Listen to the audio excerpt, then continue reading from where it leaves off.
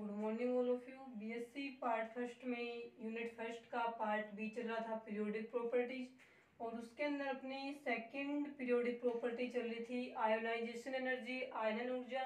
और आयनन ऊर्जा में हमने इससे पीछे क्लास में पढ़ा था फैक्टर अफेक्टिंग आयोनाइजेशन एनर्जी, यानी आयनन ऊर्जा को प्रभावित करने वाले कारक। उसके बाद में आज का अपना टॉपिक रहेगा आयनन ऊर्जा ही चल रही है। आयनन ऊर्जा का आवर्त सारणी में जो ट्रेंड है, जो प्रवृत्ति है, यानी आवर्त सारणी में जो आवर्त है उनमें बाएं से दाएं चलेंगे तो आयनन ऊर्जा किस प्रकार से चेंज होगी, और ग्रुप में ऊपर से नीचे चलने पर आयनन ऊर्जा है वो किस प्रकार से चेंज होगी, ये हम पढ़ेंगे आज की क्लास में। तो अपना हेडिंग रहेगी ट्रेंड्स इन पीरियोडिक टेबल, आवर्त सारणी में प्रवृत्ति, आवर्त सारणी में प्रवृत्ति। ठीक है, इसके अंदर हम सबसे पहले पढ़ेंगे पीरियड में, तो इसमें आप लिखोगे इन पीरियड, हिंदी में इसे लिख सकते हैं आवर्त में। ठीक है, हिंदी में क्या लिखेंगे आवर्त में, क्योंकि आवर्त सारणी में हॉरिजॉन्टल क्षैतिज रेखाओं को आवर्त बोलेंगे जिनकी संख्या 7 होती है, और जो वर्टिकल लाइंस होती हैं ऊर्ध्वाधर उन्हें ग्रुप बोलेंगे, वर्ग बोलेंगे जिनकी संख्या कितनी होती है 18 रहेगी। तो सबसे पहले हम आयनन ऊर्जा की जो प्रवृत्ति है वो हम किस में पढ़ेंगे, आवर्त में पढ़ेंगे। तो इसमें लिखेंगे आप फर्स्ट हेडिंग आवर्त में। ठीक है, तो इसमें क्या लिखा जाता है कि आवर्त में लेफ्ट टू राइट, एक आवर्त में बाएं से दाएं की तरफ चलने पर क्या होगा, बाएं की से दाएं की तरफ चलने पर मुख्य कोष तो वही रहता है, लेकिन जैसे जैसे बाएं से दाएं चलेंगे तो क्या होगा, एटॉमिक नंबर, परमाणु क्रमांक बढ़ता जाता है। ठीक है, परमाणु क्रमांक बढ़ेगा तो क्या होगा कि नाभिक में प्रोटॉन बढ़ेंगे और बाह्यतम कोष में इलेक्ट्रॉन बढ़ेंगे। प्रोटॉन बढ़ेंगे तो प्रोटॉनों का बाह्यतम कोष, अब कोष तो यही रहता है, इलेक्ट्रॉन आएंगे ना एक एक करके, वो इसी के अंदर बढ़ते जाएंगे, लेकिन परमाणु क्रमांक बढ़ने के साथ साथ बाएं से दाएं चलने पर नाभिक में प्रोटॉनों की संख्या बढ़ेगी। नाभिक में प्रोटॉनों की संख्या बढ़ेगी तो ये बाह्यतम कोष के इलेक्ट्रॉनों पे लगने वाला जो प्रभावी नाभिकीय आवेश है जेड इफेक्टिव वो बढ़ेगा। ये बढ़ेगा तो ये परमाणु इलेक्ट्रॉनों को अपनी तरफ आकर्षित करेगा, अपनी तरफ आकर्षित करेगा तो परमाणु का साइज क्या हो जाएगा, छोटा हो जाएगा। साइज छोटा हो जाएगा, क्यों हो जाएगा, क्योंकि आवर्त सारणी में बाएं से दाएं चलने पर परमाणु क्रमांक बढ़ने पर मुख्य कोष तो वही रहता है, लेकिन बाह्यतम कोष में, उसी कोष में इलेक्ट्रॉन बढ़ेंगे और नाभिक में प्रोटॉन बढ़ेंगे। प्रोटॉन बढ़ेंगे तो उन प्रोटॉनों का बाह्यतम कोष के इलेक्ट्रॉनों पर जो आकर्षण होता है प्रभावी नाभिकीय आवेश वो बढ़ेगा। ये बढ़ेगा तो साइज कम होगी, साइज कम होगी तो बाह्यतम कोष के इलेक्ट्रॉन और प्रोटॉन के बीच की दूरी है वो बाएं से दाएं चलने पर कम होती जाएगी। दूरी कम होती जाएगी तो बाह्यतम कोष के इलेक्ट्रॉन पर नाभिक के प्रोटॉन का आकर्षण बल बढ़ता जाएगा। आकर्षण बल बढ़ता जाएगा तो हमें बाह्यतम कोष के इलेक्ट्रॉन को बाहर निकालने के लिए जो आवश्यक ऊर्जा का मान है वो भी बढ़ेगा, क्योंकि इलेक्ट्रॉन पे आकर्षण बढ़ता जा रहा है तो इस इलेक्ट्रॉन को बाहर निकालने के लिए जो आवश्यक ऊर्जा देंगे हम वो भी बढ़ती जाएगी, और वो आवश्यक ऊर्जा क्या होती है, आयनन ऊर्जा होती है। तो क्या लिखेंगे हम आवर्त सारणी में कि एक आवर्त सारणी में एक ही आवर्त में बाएं से दाएं की तरफ चलने पर मुख्य कोष तो वही रहता है, लेकिन बाएं से दाएं चलने पर एटॉमिक नंबर बढ़ने पर, एटॉमिक नंबर परमाणु क्रमांक बढ़ने से बढ़ने वाले इलेक्ट्रॉन तो उसी कोष में रहेंगे, लेकिन नाभिक में प्रोटॉनों की संख्या बढ़ने से बाह्यतम कोष के इलेक्ट्रॉनों पर प्रोटॉन का आकर्षण बल, ब्रैकेट में लिख सकते हो प्रभावी नाभिकीय आवेश बढ़ता जाता है, जिससे परमाणु का आकार कम होता जाएगा, जिससे प्रोटॉन का बाह्यतम कोष के इलेक्ट्रॉन पर आकर्षण बढ़ता जाएगा, जिससे हमें बाह्यतम कोष के इलेक्ट्रॉन को निकालने के लिए अधिक ऊर्जा देनी पड़ेगी, अर्थात आयनन ऊर्जा का मान बढ़ता जाता है। तो इसमें लिखा जाएगा कि एक वर्ग में बाएं से दाएं की, एक आवर्त में बाएं से दाएं चलने पर परमाणु क्रमांक बढ़ने के साथ साथ आकार कम होता जाएगा तथा आयनन ऊर्जा बढ़ती जाएगी। और ये रिलेशन हमने पीछे पढ़ ही लिया, साइज विद कर्मानुपाती आयनन ऊर्जा। आयनन ऊर्जा साइज के क्या रहेगी, विद कर्मानुपाती। आवर्त सारणी में बाएं से दाएं की तरफ चलने पर, यह हम पढ़ चुके हैं पहले कि आवर्त सारणी में बाएं से दाएं चलने पर परमाणु का आकार छोटा होता जाएगा, ठीक है, परमाणु का आकार कम होता जाएगा तो उसकी आयनन ऊर्जा बढ़ती जाएगी। आकार कम होने से प्रोटॉन इलेक्ट्रॉन के बीच की दूरी कम होगी, दूरी कम होगी तो प्रोटॉन का इलेक्ट्रॉन पे आकर्षण ज्यादा होगा, आकर्षण ज्यादा होगा तो इस इलेक्ट्रॉन को बाहर निकालने के लिए दी जाने वाली आवश्यक ऊर्जा का मान बढ़ता जाएगा। और ये जो आवश्यक ऊर्जा है वही क्या होती है, आयनन ऊर्जा होती है। तो एक आवर्त सारणी में, एक आवर्त में सीधी सी यही लाइन लिखी जाएगी कि एक आवर्त सारणी में, एक आवर्त में बाएं से दाएं की तरफ चलने पर परमाणु का आकार कम होता जाता है, जिससे प्रोटॉन का इलेक्ट्रॉन पर, प्रोटॉन का बाह्यतम कोश के इलेक्ट्रॉन पर आकर्षण बढ़ने से बाह्यतम कोश के इलेक्ट्रॉन को निकालने के लिए दी जाने वाली आवश्यक ऊर्जा का मान बढ़ता जाएगा, अर्थात आयनन ऊर्जा का मान बढ़ता जाता है। रिलेशन लिख लेना, साइज विद कर्मानुपाती आयनन ऊर्जा, ठीक है, रिलेशन रहेगा साइज विद कर्मानुपाती आयनन ऊर्जा। लिख लिया होगा। तो ये रहेगा आपका आवर्त सारणी में, एक आवर्त में बाएं से दाएं चलने पर आयनन ऊर्जा क्या होती जाएगी, बढ़ती जाएगी। आयनन ऊर्जा और साइज एक दूसरे के व्युत्क्रमानुपाती हैं, तो याद रखना बाएं से दाएं चलने पर साइज कम होगी तो आयनन ऊर्जा क्या होती जाएगी, बढ़ती जाएगी। उसके बाद में हम सेकंड इसको पढ़ेंगे, इन ग्रुप। यानी कि एक वर्ग में ऊपर से नीचे की तरफ चलने पर आयनन ऊर्जा का जो क्रम है वो किस प्रकार से रहेगा।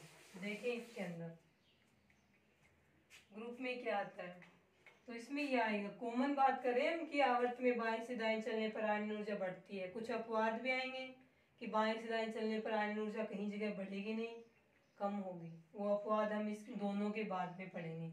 तो इन ग्रुप के अंदर क्या होता है कि एक वर्ग में क्या लिखा जाता है कि एक वर्ग में अप टू डाउन, ऊपर से नीचे की तरफ चलने पर प्रिंसिपल क्वांटम नंबर n की वैल्यू बढ़ती जाती है।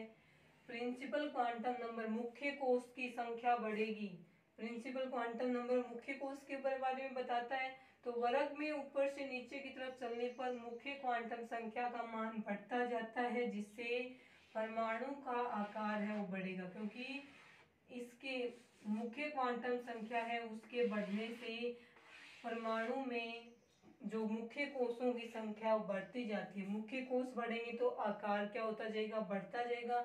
आकार बढ़ता जाएगा तो प्रोटॉन और बाह्यतम कोश के इलेक्ट्रॉन के बीच की दूरी बढ़ती जाएगी, और प्रोटॉन और बाह्यतम कोश के इलेक्ट्रॉन के बीच की दूरी जब बढ़ती जाएगी तो बाह्यतम कोश के इलेक्ट्रॉन पर नाभिक का आकर्षण बल या प्रोटॉन का आकर्षण बल है वो कम होता जाएगा, जिससे हमें इस बाह्यतम कोश के इलेक्ट्रॉन को निकालने के लिए कम ऊर्जा देनी पड़ेगी, अर्थात आयनन ऊर्जा का मान कम होता जाएगा। तो इसमें क्या लिखा जाएगा, ग्रुप में क्या होता है, वर्ग में ऊपर से नीचे की तरफ चलने पे साइज बढ़ती है, और साइज आयनन ऊर्जा के व्युत्क्रमानुपाती है। साइज बढ़ेगी, आयनन ऊर्जा कम होगी। तो इसमें क्या लिखा जाएगा कि आवर्त सारणी में एक वर्ग में ऊपर से नीचे की तरफ चलने पर प्रिंसिपल क्वांटम नंबर n की वैल्यू बढ़ती है, जिससे मुख्य कोशों की संख्या बढ़ने से परमाणु का आकार बढ़ता जाता है, जिससे प्रोटॉन तथा बाह्यतम कोश के इलेक्ट्रॉन के बीच की दूरी बढ़ती जाएगी, जिससे बाह्यतम कोश के इलेक्ट्रॉन पर नाभिक का आकर्षण बल कम होते जाने से बाह्यतम कोश के इलेक्ट्रॉन को निकालने के लिए आवश्यक ऊर्जा का मान भी कम होता जाएगा, अर्थात आयनन ऊर्जा का मान कम होता जाएगा। तो यहाँ भी आप इसी रिलेशन से देख सकते हो कि वर्ग में ऊपर से नीचे की तरफ चलने पर n की वैल्यू बढ़ने से साइज बढ़ेगी, साइज बढ़ेगी तो आयनन ऊर्जा कम हो जाएगी। तो आवर्त, ये जो पीरियड होता है आवर्त और ग्रुप, इन दोनों में आयनन ऊर्जा का जो ऑर्डर है वो एक दूसरे से अपोजिट रहेगा। आवर्त में क्या था, बाएं से दाएं चलने पर आयनन ऊर्जा साइज कम होगी, आयनन ऊर्जा ज्यादा होती जाएगी, बढ़ती जाएगी। और ग्रुप में ऊपर से नीचे की तरफ चलने पे क्या होगा कि साइज है वो तो बढ़ती जाएगी, इंक्रीज होती जाएगी, और आयनन ऊर्जा है वो डिक्रीज होती जाएगी, अर्थात कम होती जाएगी। तो ये था आयनन ऊर्जा का पीरियोडिक टेबल में ट्रेंड्स। ठीक है, कि एक आवर्त सारणी में है आयनन ऊर्जा है वो किस प्रकार से परिवर्तित होती है। तो आवर्त में भी पढ़ ली हमने, बढ़ती जाएगी, वर्ग में भी पढ़ ली, घटती जाएगी या कम होती जाएगी। उसके बाद में ये तो आवर्त सारणी में इसका ट्रेंड्स हो गया, परिवर्ती होगी। उसके बाद में कुछ एक एग्जांपल्स हैं, कुछ क्वेश्चंस हैं, वो कर लेंगे, जिसमें कई जगह क्या आता है, अपवाद आता है। ठीक है, तो क्वेश्चन करेंगे हम। इसके बाद में देखो यही चल रहा है ट्रेंड्स वाला ही, trends in periodic table.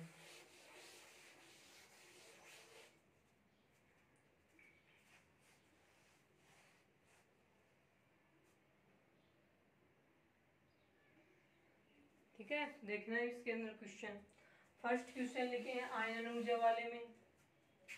First question क्या रहेगा अपना, क्वेश्चन लिखे निम्नलिखित को आयनन ऊर्जा के, निम्नलिखित को आयनन ऊर्जा के, या फिर ये लिखो प्रथम आयनन ऊर्जा के, जो IP first, IP second, IP third लिखे थे ना, उसके क्वेश्चन है। तो क्वेश्चन रहेगा आपका कि निम्नलिखित को या फॉलोइंग को, निम्नलिखित को आयनन ऊर्जा के बढ़ते हुए क्रम में व्यवस्थित कीजिए। ठीक है, इंक्रीजिंग ऑर्डर है वो लिखना है आपको, बढ़ते हुए क्रम में। एलिमेंट्स ये अभी तत्व है वो रहेंगे आपकी lithium, beryllium, boron, carbon, nitrogen, oxygen, fluorine. इतने कर लेते हैं, ये तत्व हैं। इन तत्वों को आपको आयनन ऊर्जा के बढ़ते हुए क्रम में या इंक्रीजिंग ऑर्डर में अरेंज करना है, आयनन ऊर्जा का इंक्रीजिंग ऑर्डर। ठीक है, ये क्वेश्चन रहेगा फर्स्ट क्वेश्चन की निम्नलिखित को आयनन ऊर्जा के बढ़ते हुए क्रम में व्यवस्थित कीजिए।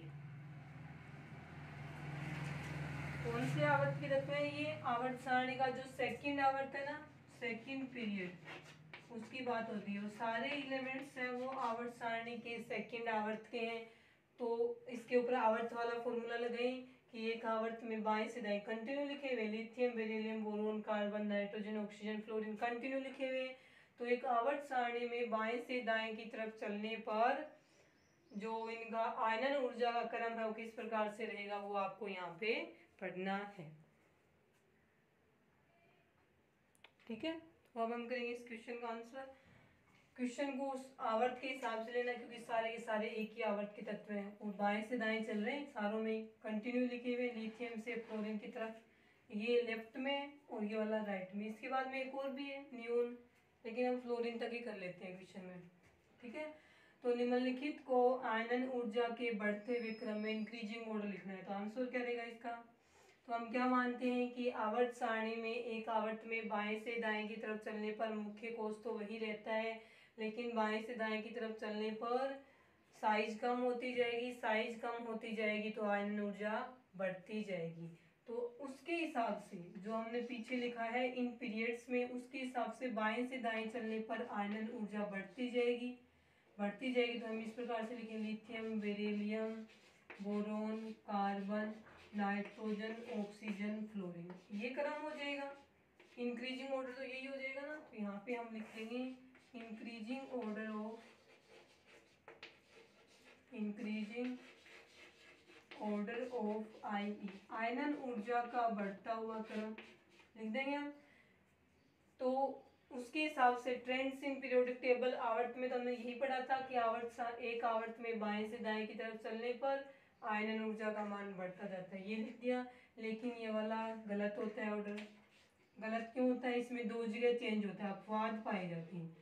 एक तो बेरिलियम और बोरोन वाला अपवाद है, और एक इसमें नाइट्रोजन और ऑक्सीजन वाला क्या रहेगा, अपवाद रहेगा। तो ये किस प्रकार से होंगे, तो देखें इसके अंदर, इसमें क्या रहेगा कि बेरिलियम के लिए हम क्या लिखते हैं कि बेरिलियम के इलेक्ट्रॉनिक विन्यास में क्या होता है 1s2 2s2।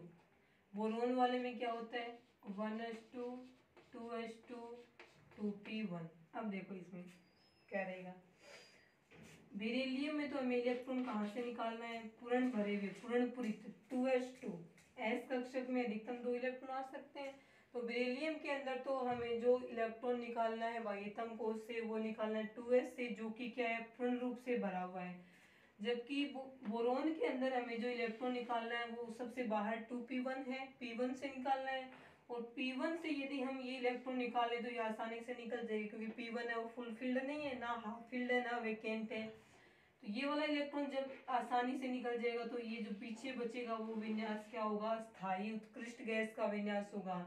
इस कारण से बोरोन का जो हम एक इलेक्ट्रॉन निकालते हैं तो उसके लिए आवश्यक आयनन ऊर्जा का मान कम रहेगा, क्योंकि बोरोन इस इलेक्ट्रॉन को आसानी से त्याग देगा, क्योंकि इस इलेक्ट्रॉन को त्यागने के बाद इसको स्थायी विन्यास प्राप्त हो रहा है। तो बोरोन क्या करेगा, कम ऊर्जा में त्याग देगा इस इलेक्ट्रॉन को। जबकि बेरिलियम में हम जो बाह्यतम कोश से इलेक्ट्रॉन निकाल रहे हैं वो 2s कक्षक से निकाल रहे हैं, और 2s कक्षक पूर्ण रूप से भरा हुआ है। पूर्ण रूप से भरे हुए कक्षकों का स्थायित्व अधिक होता है। फैक्टर ऑफ इफेक्टिंग में करवाया था कि पूर्ण रूप से भरे हुए कक्षकों का स्थायित्व अधिक होता है, इस कारण से उन कक्षकों से इलेक्ट्रॉन निकालने के लिए अधिक ऊर्जा देनी पड़ेगी, तो आयनन ऊर्जा का मान क्या हो जाएगा, अधिक हो जाएगा। जबकि हमने क्या लिखा है कि बोरोन की ज्यादा है, बेरिलियम की कम है।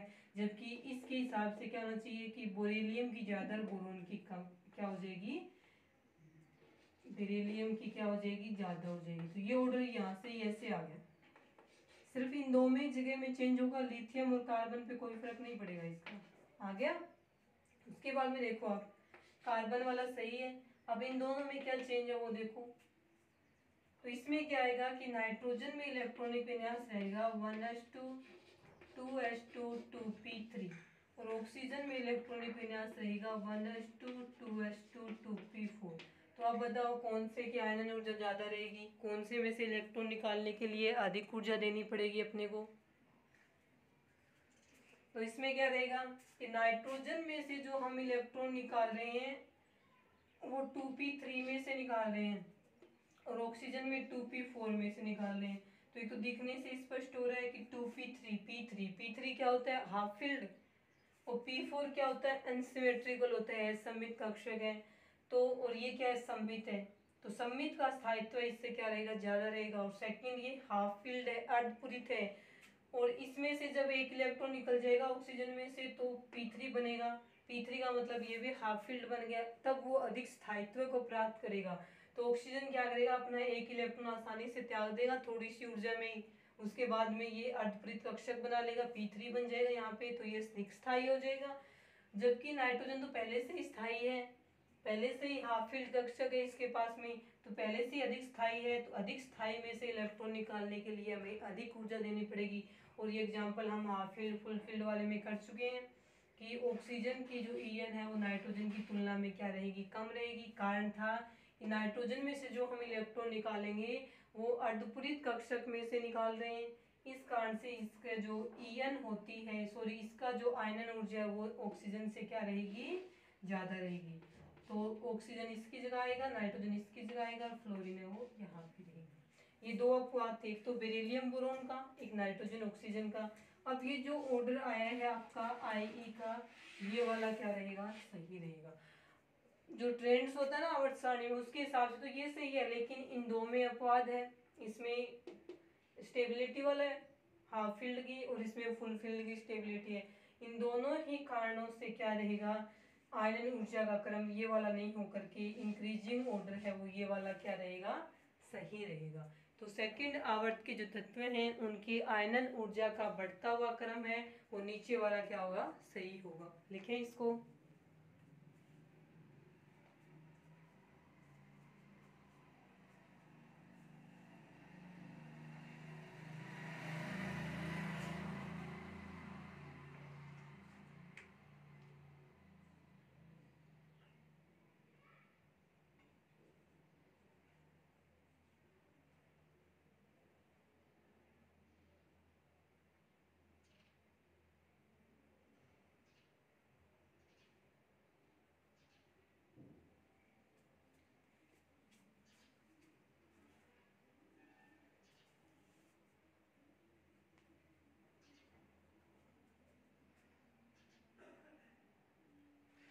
उसके बाद देखें आप, ये हो गया सेकंड पीरियड वाला क्वेश्चन। उसके बाद में देखें एक क्वेश्चन आपका क्या रहेगा, क्वेश्चन में आता है कि पी ब्लॉक है ना, पी ब्लॉक का 13वां वर्ग है, पी ब्लॉक का जो 13वां वर्ग है, सीधे क्वेश्चन दिया हुआ आपको 13वें वर्ग के तत्व भी नहीं दिए हुए, सीधे ये बोल दिया पी ब्लॉक के 13वें वर्ग का एंड 13 ग्रुप के जो तत्व हैं उनको आयनन ऊर्जा के घटते हुए क्रम में व्यवस्थित कीजिए। इस बार क्या लिखना है आपको, डिक्रीजिंग ऑर्डर है वो लिखना है। तो क्वेश्चन रहेगा आपका कि 13वें वर्ग के पी ब्लॉक के 13वें वर्ग के तत्वों को आयनन ऊर्जा के डिक्रीजिंग ऑर्डर में या घटते हुए क्रम में व्यवस्थित कीजिए। थर्ड क्वेश्चन रहेगा ये आपका, सेकंड क्वेश्चन रहेगा। तो सबसे पहले तो ये बात आती है कि इसमें 13वें वर्ग में तत्व कौन कौन से, तो कौन कौन से रहेंगे, बोरोन, एल्यूमिनियम, गैलियम, इंडियम और थीलियम, ये 5 एलिमेंट्स हैं पी ब्लॉक के 13वें वर्ग के। अब इनमें आयनन ऊर्जा जो है, आयनन ऊर्जा का क्या लिखना है आपको, डिक्रीजिंग ऑर्डर लिखना है, decreasing order of ionization energy. ये क्वेश्चन है, ये क्वेश्चन पूछा जाता है कई बार कि आयनन ऊर्जा का घटता हुआ क्रम है वो लिखिए। ठीक है, तो ये आप करके लेके आना। ठीक है, ये हम इसको हम अगली क्लास में, नेक्स्ट क्लास में डिस्कस करेंगे। आज के लिए इतना ही।